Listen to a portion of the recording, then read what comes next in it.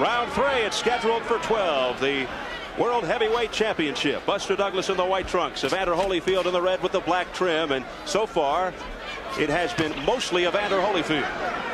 Holyfield told us the other day that if Douglas holds him like he's trying to, he is not going to exert a lot of energy early in the fight trying to get away from him. He'll let the referee do that. Later on in the bout, he said he'll try and really bull Douglas around when he thinks Douglas is tired. It was the first decent right hand from Douglas, but not too much damage. Douglas perhaps beginning to get loose now. They wanted him to throw more combinations between rounds 2 and 3 from his corner. Meanwhile, Lou Duva was urging Holyfield on to go to the belly. And there is the left hook underneath. Holyfield's a wonderful body puncher, and that's part of the reason he became cruiserweight champion and has moved ahead so well in the heavyweight ranks. What a shot by Evander Holyfield. It was a twisting right, and down went Douglas.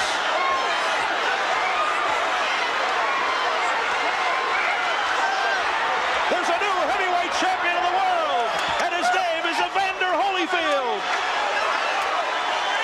And how much more unlikely could this scenario be? Not Douglas winning early, not Holyfield throwing a left hand. It is, instead of Douglas's right, it's Holyfield's right that creates a one-punch knockout. I don't think anyone would have expected this scenario to come about. It ends in round 3. Douglas still down. Holyfield being hugged and congratulated. Lou Duva in the center of things. Evander Holyfield is the new heavyweight champion of the world. Well, I think as we look at Buster Douglas and certainly hope that he will be okay, he didn't have even a chance of getting up. That overhand right just devastated him, and it came, by the way, after Lou Duva urged Holyfield to go to the body, which brought that left hand down from Douglas, and so the overhand right was there for Holyfield.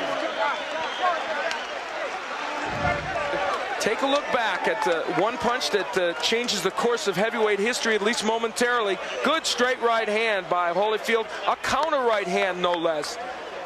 Not the kind of a punch that we would expect him to knock Buster Douglas out with. But remember, in that first and second round, he was finding the range for this right. You'll see a lazy left jab by Buster Douglas.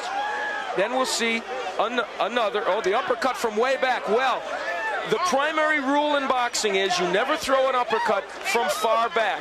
We've seen so many boxers get knocked down from it.